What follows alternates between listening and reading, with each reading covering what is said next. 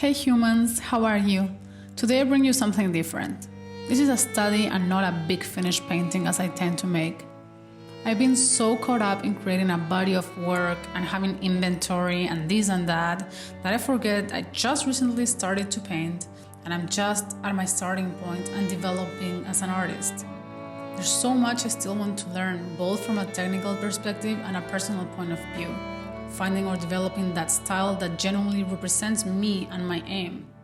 So that's where little studies and painting like this come in.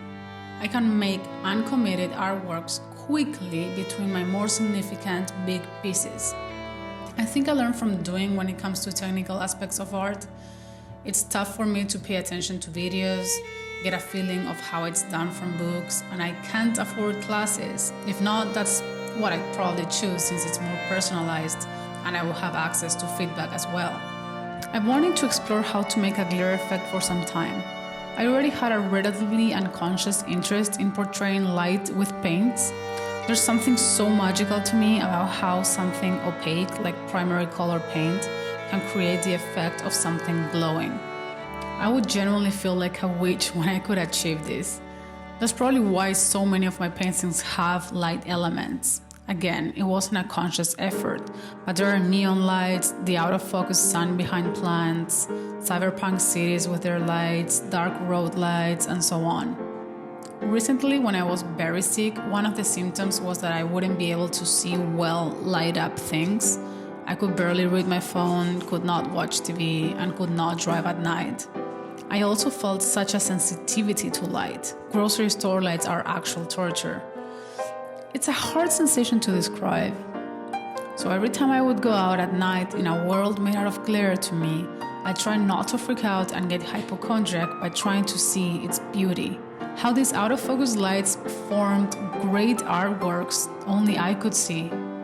Since then, I've wondered how I could make this effect into actual art. And the idea of giving it a shot has lingered in my mind ever since. So that's the intention behind this study, to give it a go. It didn't come out quite as I saw it in those times. This has more of a bouquet feeling and my glare was more expansive. But I still got to learn how to achieve the glow around lights and the contrast they have with night. I'd love to know how you guys feel about it and if you can see the effect or not.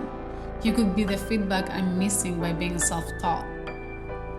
By the way, if you feel light sensitive and have an excessive glare and don't seem to find the reason behind it, it might be that your cortisol levels are too elevated. Meditations and adaptogen herbs can help immensely. Understanding what is causing your burnout even more. That's why my next painting is about that, burnout. I drove myself to it and I hope I can help others learn the lesson before they get to that point. That painting is almost ready at this point. It also has light elements in it. Well, after that rant, this is all from me, humans. I hope you're doing great, and I'll see you at the next one. Bye.